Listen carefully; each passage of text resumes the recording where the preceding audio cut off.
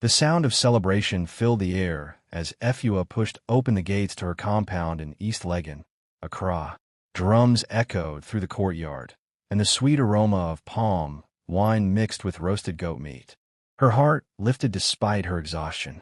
After 3 days in the hospital recovering from childbirth, she couldn't wait to show off baby Kofi to the family gathered for his naming ceremony. But if you think this story is about a happy homecoming, you're about to be shocked beyond belief. Hit that subscribe button, because this betrayal will leave you speechless. Efua adjusted her head wrap and smoothed her kente cloth, still sore from delivery, but glowing with pride. She'd given her husband Kwame the son he'd prayed for, the heir to continue his palm oil empire that stretched across 3 regions of Ghana. Their baby boy would one day inherit everything: the processing plants, the vast plantation lands, and most importantly, Kwame's pending chieftaincy title in their ancestral village. She walked toward the celebration, expecting to see her son's tiny face surrounded by blessing elders and gift-bearing relatives. Instead, she stopped cold. In the center of the courtyard, Kwame held a baby she'd never seen before. A woman in expensive gold jewelry sat beside him, beaming as if she belonged there. The child couldn't be more than a few weeks old, and Kwame was introducing him to the gathering. "This is my firstborn son," Kwame announced, his voice carrying across the compound. "The future chief of our bloodline. May he grow strong and wise to lead our people." Efua's legs nearly gave out. Firstborn son? She'd just given birth to his firstborn son 3 days ago. The baby sleeping peacefully in her arms was Kwame's heir, not this stranger's child. She pushed through the crowd, her heart pounding. "Kwame, what is this?" Her husband turned, and for a split second, genuine fear flashed in his eyes. Then his face hardened into something she'd never seen before: cold calculation. "Efua, you should be resting." "Resting? This is our son's naming ceremony. Why are you holding another baby?" The entire courtyard fell silent. 300 guests turned to stare at her. The woman beside Kwame, young, beautiful, dressed in the finest kente cloth money could buy, smirked. "I am Akojua," the woman said, rising gracefully. "Kwame's wife. And this is our son, the rightful heir." The words hit Efua like a physical blow. "Wife. I'm his wife. We've been married for 5 years. Kwame stepped forward, his voice low and dangerous. "You were never legally my wife, Efua. We had a traditional ceremony in your village, nothing more. Akojua and I were married properly in Kumasi 6 months ago. Her father is Chief Osei Bonsu. This union gives me the backing I need for my own chieftaincy." The baby in Efua's arms began to cry, as if sensing the chaos around him. She clutched him tighter, her mind reeling. "6 months ago? I was pregnant with your child 6 months ago. You were planning this betrayal while I carried your son." "That child is not my heir," Kwame said coldly. "He cannot inherit what belongs to royal blood. Akojua's son is connected to the highest chiefs in Ashanti. My businesses, my title, everything will go to him." The crowd began to murmur. Some looked shocked. Others seemed to know exactly what was happening. Efua realized this wasn't just a betrayal. It was a public execution of her entire life. "You're throwing us away for politics?" she whispered. "I'm securing my future," Kwame replied. "Yours was always temporary. I suggest you return to your village in the morning. I've arranged transportation." Akojua laughed, a sound like broken glass. "Don't look so surprised, sister. Did you really think a village girl could hold on to a man like Kwame forever? Your little traditional marriage was just practice for the real thing." The elders who had blessed Efua's own marriage 5 years ago now avoided her eyes. The friends who had celebrated with her looked away in shame. She was being erased, right there in front of everyone who mattered. But as Efua looked down at her innocent son, Kwame's true firstborn, no matter what papers said, something deadly cold settled in her chest. "You think you've seen betrayal before? This is just the beginning. What happens next will change everything, and I guarantee you won't see it coming. Make sure you're subscribed, because next chapter is where the Real revenge begins." Efua didn't sleep that night. While Kwame and his new wife celebrated in the master bedroom, she sat in the guest room she'd been banished to, staring at her son and planning. By morning, she had made her decision. She knocked on the door of Kwame's study, where he was reviewing contracts for a new palm oil shipment to Europe. His empire was vast, processing plants in Kumasi, plantations in the western region, and export deals worth millions of cedis. All of it built during their 5 years of marriage, while she had managed the household, entertained as business partners, and supported every expansion. "I need to speak with you," she said. Kwame didn't look up from his papers. "The car will take you to the station at 10. Don't make this harder than it needs to be." "I'm not leaving." Now he looked up, irritation flashing across his face. "Efua, don't be foolish. You have no legal claim to anything here. Go back to your village with some dignity." She sat down across from him, placing a folder on his desk. "I've been thinking about dignity all night, and about legal claims. What is this? Business records. 5 years of them." She opened the folder, revealing bank statements, transfer receipts, and contract copies. "Do you remember when you needed my family's land to expand the plantation? The documents are in my name." Kwame's face went still. Those were temporary arrangements. Temporary arrangements that were never changed back. 40% of your palm oil production happens on land that legally belongs to me. She pulled out another set of papers. "And these are the export contracts I signed as co-owner when you needed additional collateral for the European deals." His hand froze over the documents. "You can't be serious." "Dead serious. You taught me well, Kwame. Always read the fine print. Always protect yourself." She smiled, but it was ice cold. "You were so focused on marrying into chieftaincy that you forgot who actually owns what." Kwame stood up abruptly, his chair scraping against the floor. "You're bluffing. You don't understand business." "I understand it perfectly. I also understand that your new wife's family expects you to maintain your current wealth level to secure that chieftaincy. What happens when they find out you just lost almost half your assets to the village girl you tried to discard?" For the first time since she'd known him, Kwame looked genuinely afraid. "What do you want?" Efua stood up, gathering her papers. "I want recognition that Kofi is your son and legal heir. I want my proper share of the business we built together. And I want an official apology to every person who witnessed yesterday's humiliation. And if I refuse, then I file the paperwork today, and by tomorrow morning, every palm oil truck in the western region stops rolling. Your European contracts get canceled for breach of delivery, and your new in-laws discover you're not the wealthy businessman they thought they were getting." Kwame's jaw worked silently. "Finally," he said, "you're not the woman I married." "You're right," Efua replied. "I'm much smarter now." She walked toward the door, then turned back. "Oh, and Kwame, that traditional ceremony in my village you called meaningless? My grandfather was a high priest. Under customary law, which still governs land ownership in Ghana, our marriage is completely valid. Your Kumasi wedding might be impressive, but it doesn't erase legal reality." As she left the study, she heard him frantically dialing his lawyer. But Efua's real plan was just beginning. She had 3 phone calls to make: to her uncle who worked in land registration, to her friend Alma, who was a business reporter for the Daily Graphic, and to someone Kwame would never expect: his business rival, Kojo Mensah, who had been trying to break into the European palm oil market for years. Efua just dropped the first bomb, but you have no idea how explosive this gets. The next chapter will show you what real revenge looks like. Hit that notification bell, because you won't want to miss what she does to Akojua.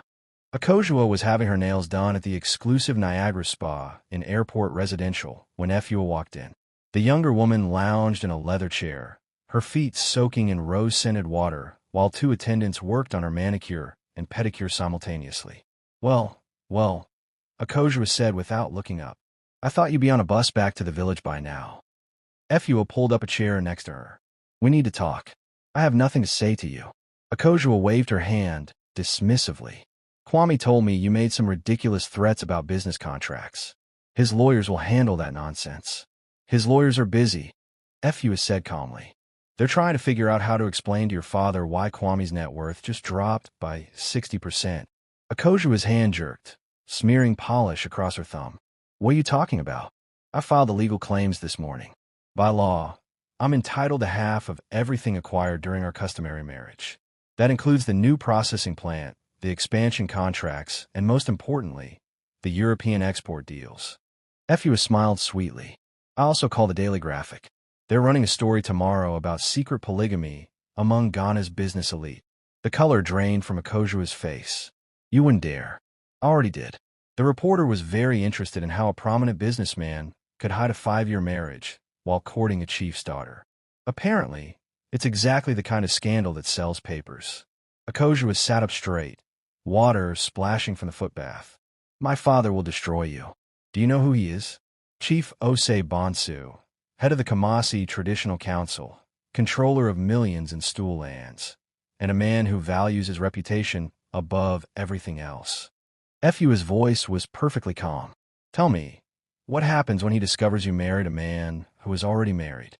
What does that do to your family's honor? That traditional ceremony was meaningless. Not according to Ghana's courts. I have the customary marriage certificate, witnessed by elders, blessed by priests, and legally recognized under our Constitution. Efua pulled out her phone. Would you like to see the front page of tomorrow's paper? The headline read, Palm Oil Prince's Secret Polygamy Scandal. Chief's daughter unknowingly becomes second wife. Akojua's hands began shaking. This will ruin everything. The chieftaincy, the business connections, my father's political ambitions. I know. Efua stood up. Which is why you're going to help me fix this. Help you? Are you insane? Listen carefully. You have two choices. You can stand by Kwame while he loses everything and drags your family's reputation down with him. Or you can be smart about this. Akojua stared at her, speechless. Here's what's going to happen. Efua continued. You're going to convince Kwame to accept my terms. Full recognition of my son as his heir, equal partnership in the business, and a public acknowledgement of our marriage. In return, I'll allow your marriage to continue as a second wife arrangement, which is legal under customary law. Second wife. Akojua's voice was barely a whisper. It's better than divorced wife of a bankrupt man.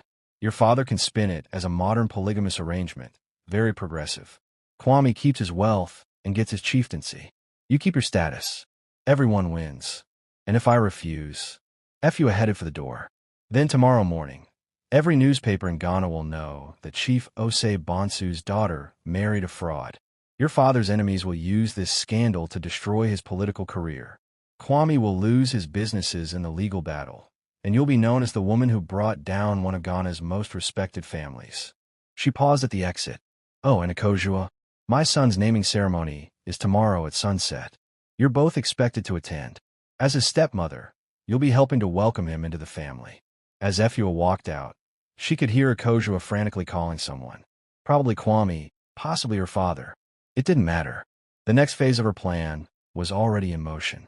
She had one more stop to make. The offices of Mensa Palm Oil Industries, where Kojo Mensa was waiting with a very interesting business proposal. Did you see that coming? Efua just turned the tables completely, but the biggest twist is still ahead. Next chapter will blow your mind when you see who's really been pulling the strings. Don't forget to like and share this story. Kojo Mensa's office overlooked the Tima port, where massive ships loaded with palm oil containers prepared for international voyages. He was a short, stocky man with intelligent eyes and a reputation for ruthless business tactics. When Efua arrived, he was studying shipping manifests. Mrs. Boateng, he said, not bothering with pleasantries. Or should I say, Mrs. Kwame Asani. Just Efua is fine. She sat across from his massive mahogany desk. You got my message. About destroying my biggest competitor? Of course I'm interested. He leaned back in his chair. But I need to know this isn't some elaborate trap. Efua placed a USB drive on his desk. Financial records, supplier contracts, and shipping schedules for Kwame's entire operation. 3 years of data. Kojo picked up the drive, turning it over in his fingers. How did you get this? I managed his office systems, set up the computer networks, organized the filing systems, handled communications with overseas buyers. She smiled grimly. Kwame never thought his village wife was smart enough to understand what she was looking at. And now you want to hand it all to me. I want to hand half of it to you. I'm keeping my legal share of the business. But Kwame's remaining assets, his European contracts, his exclusive supplier agreements, I'm willing to discuss a partnership. Kojo plugged the USB into his computer, and his eyes widened as he scrolled through the files. This is comprehensive. With this information, I could undercut every contract he has, steal his suppliers, and lock him out of the European market permanently. Exactly. But why come to me? You could use this information yourself. Efua stood and walked to the window, looking out at the port. Because revenge isn't just about destroying someone. It's about building something better in their place. You have the infrastructure I need, shipping connections, processing facilities, international relationships. I have the intelligence and inside knowledge. Together, we could control the entire Ghanaian palm oil export market. And Kwame will be left with nothing but his village chieftaincy and a pregnant second wife to support. Kojo laughed, a harsh sound. You're more dangerous than I thought. What are your terms? 60-40 partnership. You provide the capital and facilities. I provide the strategic intelligence and existing contracts I can legally claim. We split profits accordingly. 50-50, 60-40, or I take this information to your competitor in Ivory Coast. Kojo studied her for a long moment. Done. But I want insurance. If this goes wrong, if Kwame somehow recovers, you take full responsibility. Fair enough. Efua turned back to him. But if this goes right, and it will, Kwame Asani will be out of business within 6 months. Her phone buzzed with a text message from Akojua. Emergency meeting. Kwame's lawyer says your claims are legitimate. Father is furious. We need to talk. Efua showed the message to Kojo. It's already working. By tomorrow, Kwame will be so desperate to save face that he'll agree to anything. And his new wife. We'll learn what happens when you underestimate a village girl. Efua gathered her papers. I have to go. There's a naming ceremony to prepare for. As she walked toward the elevator, Kojo called after her. Efua, what if he refuses your terms? What if he decides to fight this publicly? She pressed the elevator button and smiled. Then you'll get to buy his entire business for pennies on the dollar at the bankruptcy auction. The elevator doors closed, but through the glass, Kojo could see her making another phone call. He wondered who else was part of this elaborate web she was weaving. If he had known she was calling the immigration office to report irregularities in Kwame's European work permits, he might have been even more impressed. Efua's revenge network is bigger than anyone imagined. But wait until you see what happens at the naming ceremony. The next chapter has a confrontation that will leave everyone speechless. Make sure you're subscribed for the explosive showdown. The sun was setting over East Legon as guests arrived for baby Kofi's naming ceremony. But this wasn't the same crowd from 2 days ago. Word had spread through Accra's social circles about the business scandal, the marriage controversy, and the legal battles. People came not just to celebrate, but to witness what everyone knew would be a dramatic confrontation. Efua had arranged everything perfectly. Traditional drummers filled the compound with rhythmic beats. Elders from her village sat prominently in the front row, wearing their finest Kent cloth and looking dignified. Tables overflowed with palm wine, grilled tilapia, and jollof rice. Everything appeared normal, except for the obvious tension crackling through the air. Kwame arrived with Akojua, both looking like they were attending their own execution. His expensive agbada couldn't hide the stress lines around his eyes, and Akojua's elaborate head wrap seemed to weigh her down rather than elevate her status. Welcome to my son's naming ceremony, Efua announced to the crowd. She stood near the ceremonial chair where Kofi would receive his blessings, wearing a stunning Kent cloth that had belonged to her grandmother. Thank you all for coming to witness this sacred moment. The irony wasn't lost on anyone. 2 days ago, Kwame had tried to erase this child's existence. Now he was being forced to participate in his official recognition. Chief Osei Bonsu, Akojua's father, sat rigid in his chair. He was a tall, imposing man whose displeasure radiated across the compound like heat from a fire. When Efua approached him, he barely nodded. Your Honor, she said respectfully, thank you for blessing this ceremony with your presence. I am here for my daughter, he replied coldly, and to witness how this situation will be resolved. Of course. Efua signaled to the drummers, who fell silent. The entire compound went quiet, hundreds of eyes focused on her. Before we begin the official ceremony, there are some acknowledgments to be made. Kwame's lawyer, a nervous man in an ill-fitting suit, whispered urgently in his client's ear. But Kwame waved him away. He knew he was trapped. Kwame Asani, Efua called formally.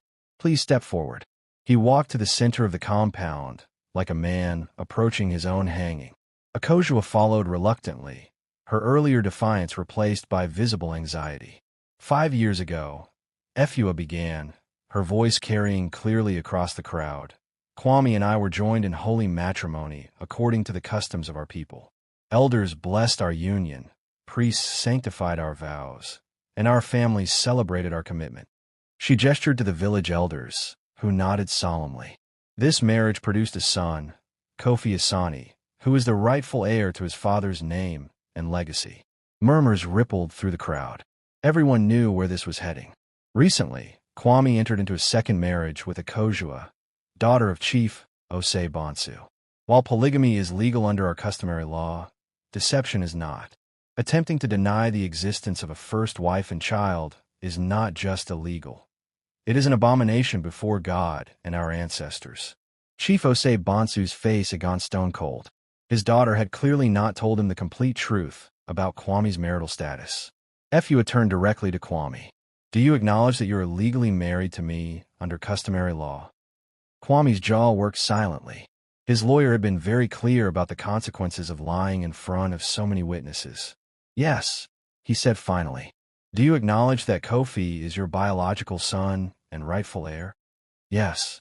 Do you publicly apologize for attempting to deny your wife and child their proper recognition? The silence stretched so long that the drumming of cicadas became audible. Finally, Kwame spoke. I apologize. But Efua wasn't finished. Akojua, daughter of Chief Osei Bonsu, do you acknowledge that you knowingly entered into marriage with a man who is already wed? Every eye turned to the younger woman. Her father leaned forward in his chair, and she could feel his judgment burning into her. I was told the previous marriage was invalid, she whispered. But now you know the truth. Do you accept your position as second wife in this polygamous arrangement? Akojua looked desperately at her father, then at Kwame, then at the hundreds of faces staring at her. Her entire future hung on her answer. I accept, she said, so quietly it was almost inaudible. The crowd erupted in shocked whispers. Chief Osei Bonsu stood up abruptly and walked toward the compound gates without a word. Akojua ran after him, pleading, Father, please. We can make this work. He turned back to her, his voice carrying across the compound. You have brought shame on our family name. Fix it, or don't come home. As the chief's entourage followed him out, Efua smiled and lifted baby Kofi high in the air. Now, she announced cheerfully, let's name this child. The public humiliation was just the beginning. Next chapter reveals the financial devastation that's about to destroy everything Kwame built. You won't believe how far Efua's revenge reaches. Hit that bell icon now. 3 weeks after the naming ceremony, Kwame sat in his lawyer's office, staring at documents that represented the collapse of everything he'd built. The legal papers were spread across the mahogany conference table like evidence at a crime scene. The court has ruled in her favor, his lawyer, Barrister Osei, explained wearily. Under customary marriage law, she's entitled to 50% of all assets acquired during the union. That includes the processing plants, the plantation expansion, and most of the European contracts. This is impossible, Kwame said for the 10th time. I built this business from nothing. With land registered in her name and using her family connections for expansion, the court sees it as a joint venture. Barrister Osei pulled out another file. But that's not the worst part. Kwame looked up sharply. What do you mean? Your European partners have been contacted by Mensa Palm Oil Industries. They're offering the same products at 20% lower prices, with guaranteed delivery schedules and quality controls. 3 of your biggest contracts have already switched suppliers. How is that possible? Someone gave them detailed information about your operations, pricing structures, supply chains, quality control processes, customer preferences. They've undercut you with surgical precision. Kwame's hands began to shake. Efua. It appears so. And there's more. The lawyer pulled out a thick folder. The immigration authorities have flagged irregularities in your European work permits. Apparently, someone reported that you've been using tourist visas for business activities. They're threatening to ban you from the EU market entirely. The room began to spin. Without European exports, Kwame's business would lose 70% of its revenue overnight. How much is left? He asked quietly. After the asset division and the contract losses, maybe 30% of your original net worth. Enough to maintain the local operations, but not enough to support. Barrister Osei gestured vaguely. 2 wives and families. Exactly. Kwame stood up and walked to the window overlooking Accra's business district. Below, traffic crawled through the streets, vendors hawked their goods, and life continued normally for everyone except him. What about the chieftaincy? Chief Osei Bonsu has withdrawn his support. After the public embarrassment at the naming ceremony, he considers your marriage to his daughter a political liability. Without his backing, the traditional council won't recognize your claim to the title. 25 years of planning, 5 years of marriage to build connections, months of courting political favor, all destroyed in 3 weeks. Sir, his secretary's voice came through the intercom. Mrs. Asante is here to see you. Kwame almost laughed at the irony. Which Mrs. Asante? The first one, sir. She says it's about the business transition. He looked at his lawyer, who shrugged helplessly. Send her in. Efua entered wearing a simple but elegant blue dress and carrying a leather briefcase. She looked calm, professional, and completely in control. Everything Kwame no longer felt. Kwame. Barrister Osei. She nodded politely to both men. I hope I'm not interrupting. What do you want, Efua? To discuss the future. She sat down across from him and opened her briefcase. I understand you've lost most of your European contracts. You mean the ones you helped steal? I mean the ones you're going to lose anyway. She pulled out a tablet and showed him a market analysis report. The European Union is implementing new sustainability requirements for palm oil imports. Suppliers need to prove zero deforestation practices, fair labor standards, and community development initiatives. Your operation doesn't meet any of these criteria. Kwame stared at the document. How do you know this? Because I've been researching it for months. While you were focused on politics and new wives, I was studying where the market was heading. She switched to another screen. Mensa Palm Oil Industries has already implemented sustainable practices. They'll meet the new requirements easily. Your competitors will be locked out of the European market permanently within 2 years. You're saying this was inevitable. I'm saying you were so busy planning your chieftaincy that you missed the real threat to your business. Efua closed the tablet. But I have a proposal. Barrister Osei leaned forward. What kind of proposal? A merger. My new partnership with Mensa Industries needs local production facilities. Your processing plants are perfectly positioned, and you still have good relationships with local farmers. We maintain the facilities. You keep 20% ownership and management responsibilities. Kwame couldn't believe what he was hearing. You're offering me a job in my own company. I'm offering you a way to stay in business instead of going bankrupt. Her voice was matter of fact. Your choice. And if I refuse? Efua stood up and closed her briefcase. Then in 6 months, you'll be trying to sell those processing plants to pay your debts. We'll buy them for 10 cents on the dollar. As she walked toward the door, she turned back. Oh, and Kwame. Akojo called me yesterday. She's 3 months pregnant and worried about how you'll afford to support another child. You might want to consider that when you make your decision. Efua has systematically destroyed Kwame's empire, but the biggest revelation is still coming. Next chapter will show you who's been helping her from the very beginning. This conspiracy runs deeper than you can imagine. Don't miss it. The revelation came during what should have been a routine business meeting. Efua sat in the boardroom of Mensa Palm Oil Industries, reviewing merger documents with Kojo Mensa and their legal team. Everything was proceeding smoothly until Kojo's assistant brought in tea and casually mentioned something that changed everything. Ma'am, your uncle called from the land registry office. He said the final transfer documents for the Asani properties have been processed. Kojo's head snapped up. Your uncle works at land registry? Efua set down her tea cup carefully. Joseph Courting is my mother's brother. Joseph Courting. Kojo's voice rose an octave. The deputy registrar? The man who oversees all commercial land transfers in Greater Accra. The room went dead silent. Even the lawyers stopped shuffling papers. Yes, Efua said calmly. He's the one who helped me understand the legal implications of land ownership in my divorce case. Kojo stood up slowly, his face a mixture of admiration and disbelief. Do you realize what this means? Your uncle has access to every major land deal in the country. He knows which businesses are expanding, which properties are changing hands, which politicians are buying what. I'm aware of his position, and he's been helping you all along. Efua smiled. Uncle Joseph taught me to read legal documents when I was 12 years old. He always said education was the only weapon that couldn't be taken away from you. She pulled out her phone and showed them a text message from 3 days ago. Kwame's loan collateral documents show irregularities. Bank may foreclose earlier than expected. The lawyers exchanged glances. This was insider information of the highest level. There's something else you should know. Efua continued. My cousin Alma works for the Daily Graphic newspaper. She's the business reporter who's been covering the palm oil industry lately. Kojo sat back down heavily. The articles about sustainability requirements in European markets. She wrote those based on research I provided. The immigration story about business visa violations. Also hers. The political piece about chieftains of corruption. Her as well. You orchestrated a media campaign to destroy Kwame's reputation. I orchestrated a truth campaign. Everything in those articles is factually accurate. Kwame really was violating immigration laws. The sustainability requirements are real, and the chieftaincy system really is vulnerable to corruption. One of the lawyers, a young woman named Abina, spoke up. Ma'am, this level of coordination. How long have you been planning this?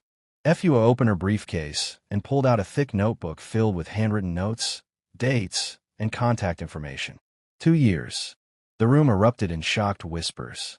2 years ago, I discovered Kwame was having an affair with a married woman in Kamasi. Not a Kojua, someone else entirely.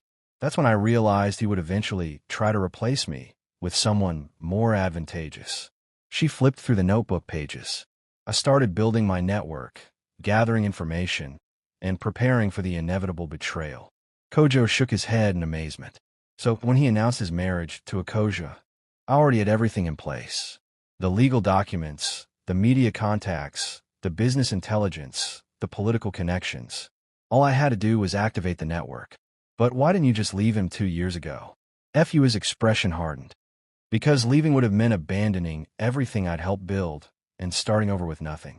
Staying meant I could secure my son's future and destroy the man who thought he could discard us like garbage. Her phone buzzed with another message. She glanced at it and smiled coldly. Speaking of which, that's Uncle Joseph. The bank has just filed foreclosure proceedings on Kwame's personal residence. Apparently, he used it as collateral for a loan he can no longer service. She showed them the message. House will be auctioned next month. Estimated value, 2.8 million cedis. Outstanding debt, 3.1 million. He's underwater. Kojo whistled low. He's not just losing his business. He's losing everything. Everything except what I decide to let him keep. Efua closed the notebook and looked around the room. Which brings us to the final phase of this operation. There's more. Abina asked weakly. Oh yes. Tomorrow, Kwame will receive an offer he can't refuse. Because refusing it means not just bankruptcy. It means prison. You think you know how deep this revenge goes? Next chapter reveals the criminal charges that could destroy Kwame forever. This story is about to get dark, and you won't believe what Efua uncovered. Stay tuned. The Criminal Investigation Department office in Accra was not where Kwame had ever expected to find himself. But here he sat, across from Detective Inspector Sarah Mensah, trying to understand how his life had deteriorated so completely in just 1 month. Mr. Asani, the detective began, opening a thick file folder. We've received some serious allegations regarding your business practices. Tax evasion, money laundering, and fraudulent export documentation. Kwame's throat went dry. I don't understand. Someone provided us with detailed financial records showing systematic underreporting of income to avoid taxes. We're talking about millions of cedis in unpaid revenue over 5 years. She showed him bank statements he recognized from his own files. These offshore accounts in the Cayman Islands. Can you explain their purpose? His mind raced. Those accounts were supposed to be completely secret, known only to him and his accountant. Those are legitimate business accounts for international transactions. Detective Inspector Mensah smiled grimly. Mr. Asani, we have documentation showing you've been routing European payments through these accounts to avoid Ghana's foreign exchange regulations. That's a criminal offense punishable by up to 15 years in prison. The room began to spin. Who gave you this information? An anonymous tip. But the evidence speaks for itself. She pulled out more documents. We also have records showing you've been claiming government tax incentives for palm oil exports, while simultaneously underreporting your actual export volumes. Double dipping, we call it. Kwame's hands began to shake. Every trick his accountant had taught him, every shortcut they'd taken to maximize profits, it was all there in black and white. There's also the matter of the migrant workers on your plantations. the detective continued. Immigration records show you've been employing undocumented workers from Burkina Faso and paying them below minimum wage. Labor trafficking is a very serious charge. I didn't know they were undocumented. Your payroll records suggest otherwise. These workers have been on your books for 3 years with fake social security numbers. Someone had to approve those documents. The trap was closing around him with mathematical precision. Every corner he'd cut, every rule he'd bent, every law he'd skirted. FUA had documented all of it.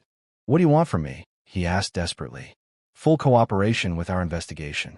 Complete financial disclosure. And assistance in recovering the unpaid taxes." Detective Inspector Mensah closed the file.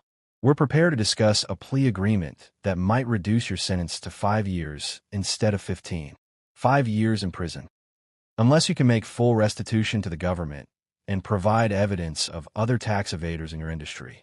We're particularly interested in anyone else who might be using similar offshore arrangements." Kwame's phone buzzed with a text message. Despite everything, he glanced at it. It was from FUA. "I assume you're having an interesting conversation with Detective Inspector Mensah right now. Call me when you're ready to discuss a better alternative." He stared at the message, understanding flooding through him like ice water. "Detective," he said slowly, "I need to call my lawyer." "Of course. But Mr. Asani, don't take too long to decide. The longer this investigation continues, the less cooperative the prosecution will be." 30 minutes later, Kwame was sitting in his car outside the CD office, calling FUA with trembling fingers. "You did this," he said when she answered. "I exposed this," she corrected. "You're the one who chose to break the law for years. What do you want?" "Meet me at the Golden Tulip Hotel in 1 hour. Presidential suite. Come alone, and bring your lawyer if you want. But remember, I'm the only thing standing between you and a prison cell." The line went dead. As Kwame drove through Accra's chaotic traffic toward what felt like his execution, he couldn't stop thinking about how completely he'd underestimated the woman he'd tried to discard. FUA hadn't just destroyed his business and his reputation. She'd built a criminal case that could end his freedom. But what terrified him most was the growing realization that this still might not be over. What else did she know? What other traps had she set? And most frightening of all, what did she want in exchange for his freedom? FUA has Kwame exactly where she wants him, but her final demand will shock you beyond belief. Next chapter reveals the ultimate price of betrayal, and it's bigger than money, power, or revenge. You need to see this. The presidential suite at the Golden Tulip Hotel overlooked Accra's skyline, but Kwame barely noticed the view. He sat across from FUA at a polished conference table, feeling like a condemned man awaiting his sentence. His lawyer, Barrister Osei, sat beside him with a briefcase full of documents that suddenly seemed worthless. FUA looked refreshed, confident, wearing a crisp white business suit that made her appear more like a CEO than a vengeful ex-wife. Baby Kofi slept peacefully in a carrier beside her chair, a reminder of what this was all really about. "Thank you for coming," she said politely, as if they were meeting for afternoon tea. "I assume Detective Inspector Mensah explained your situation clearly?" 15 years in prison, Kwame said hoarsely, "unless I cooperate fully and make restitution. The government is seeking 8.2 million cedis in back taxes and penalties, plus criminal prosecution." She consulted a tablet. "Even with a plea deal, you're looking at significant jail time." Barrister Osei leaned forward. "What are you proposing, Mrs. Asani?" "A solution that benefits everyone." FUA turned the tablet toward them, showing a detailed financial spreadsheet. "I'm prepared to pay the government restitution on Kwame's behalf. All 8.2 million cedis, plus an additional 2 million as a goodwill gesture for their investigation costs." Kwame's jaw dropped. "You have 10 million cedis. My partnership with Mensah Palm Oil Industries has been quite profitable. Plus, I've been receiving expert financial advice." She smiled. "My uncle Joseph introduced me to some very sophisticated investment strategies. What do you want in return?" FUA's expression became deadly serious. "Everything. I don't understand. Complete transfer of all remaining business assets to me. The processing plants, the local contracts, the plantation lands, everything that wasn't already awarded to me in the divorce settlement." She pulled out a legal document. "Full custody of Kofi, with no visitation rights for you. You want to take my son away completely?" I want to protect my son from a father who would deny his existence for political gain. Her voice was ice cold. You proved you're willing to sacrifice him for your ambitions.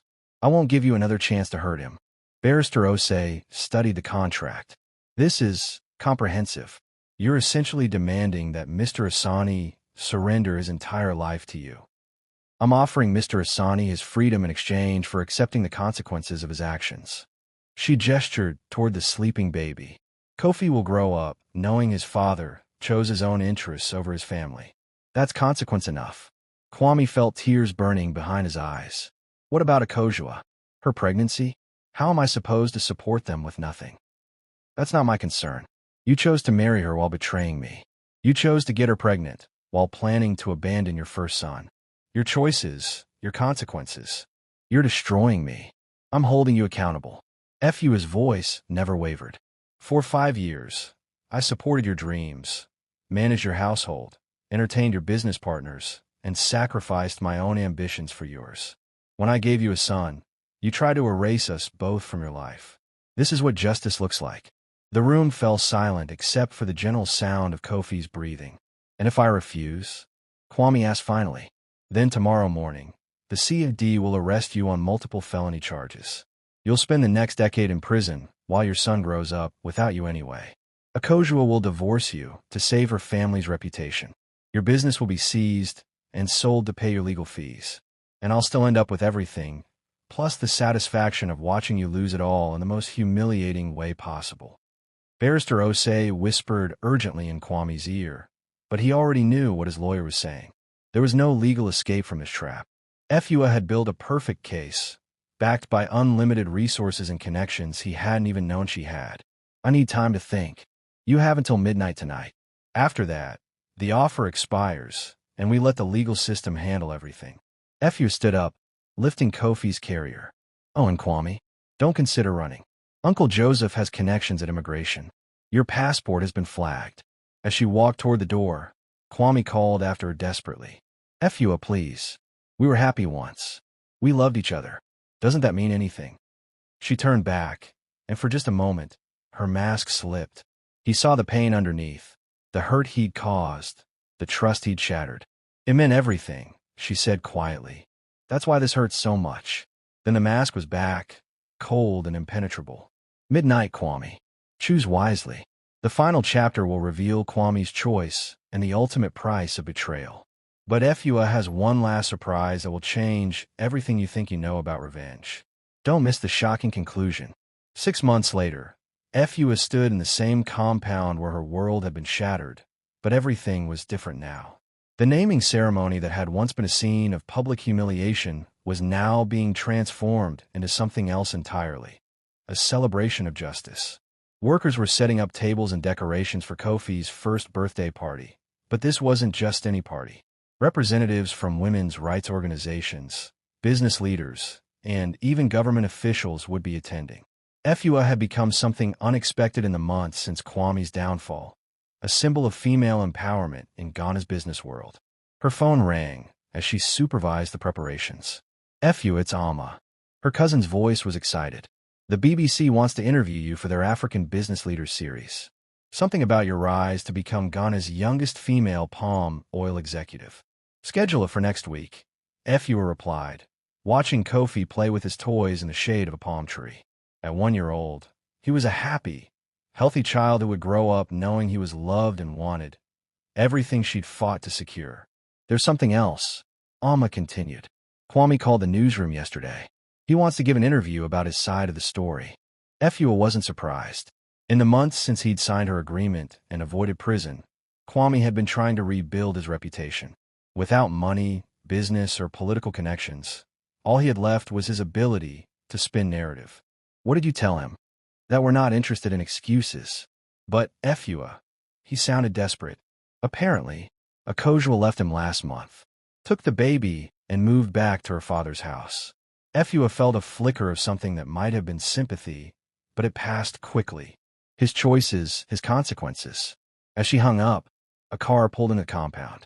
To her surprise, it was Kwame himself, looking haggard and older than his 35 years. He wore a simple shirt and trousers. No expensive Ibada, no gold jewelry, none of the trappings of wealth he'd once worn like armor. Efua.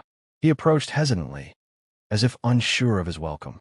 I know I'm not supposed to be here, but I needed to see him. Just once. She looked at him for a long moment, then at Kofi, who was too young to recognize his father. You have 5 minutes. Kwame knelt beside his son, and his eyes filled with tears. Kofi looked up at this stranger curiously, then reached out to touch his face. He's beautiful, Kwame whispered. He looks like you. He looks like himself. Efua corrected. He's going to grow up knowing exactly who he is and where he belongs. I know I have no right to ask, but could I see him sometimes? Not as his father, just, I don't know, as a family friend. Efua considered this. In the months since her victory, she'd had time to process her anger, to move beyond the white-hot rage that had fueled her revenge. What remained was something colder, but also more purposeful, the determination to build a better life for her son. No, she said finally. You made your choice when you tried to erase him from your life. Some things can't be undone. Kwame nodded, tears streaming down his face. I know. I wanted to tell you that you were right. About everything. I was selfish, cruel, and stupid. I threw away the best thing that ever happened to me for politics and status that meant nothing. Yes, you did. And I wanted to say, I'm proud of what you've built. The business, your reputation, the way you've raised him. You're stronger than I ever gave you credit for. I know. He stood up slowly, looking one last time at the child who would never know him as a father. Will you tell him I'm sorry? When he's old enough to understand. Efua picked up Kofi, holding him close. I'll tell him that his father was a man who made terrible choices, but in the end recognized he was wrong. Whether that's enough will be up to him to decide when he's older. As Kwame walked back to his car, he turned for one final look at the compound that had once been his home. The workers were hanging a banner across the entrance. Happy first birthday, Kofi Asani, future CEO. Efua watched him drive away, feeling the weight of complete victory. She had destroyed the man who betrayed her, secured her son's future, and built an empire from the ashes of her marriage. But more than that, she had proven something important to herself and to every woman watching her story unfold. No one could be discarded without consequences. No one could be underestimated without risk. And no one, absolutely no one, should ever mistake a village girl's quiet strength for weakness. As the sun set over Accra, painting the sky in shades of gold and red, Efua held her son and looked out over the life she had built from betrayal, revenge, and ultimately, justice. Kofi laughed and clapped his hands at the pretty colors in the sky, blissfully unaware that he was the heir to an empire built on the ashes of his father's arrogance. And somewhere in the distance, church bells rang out across the city, as if celebrating the end of one story and the beginning of another. That's how you turn betrayal into victory. Efua didn't just get revenge, she built a legacy. If this story moved you, make sure to subscribe for more tales of justice, revenge, and triumph. And remember, never underestimate the quiet ones. They're often the most dangerous. What do you think about Efua's ultimate revenge? Let me know in the comments below.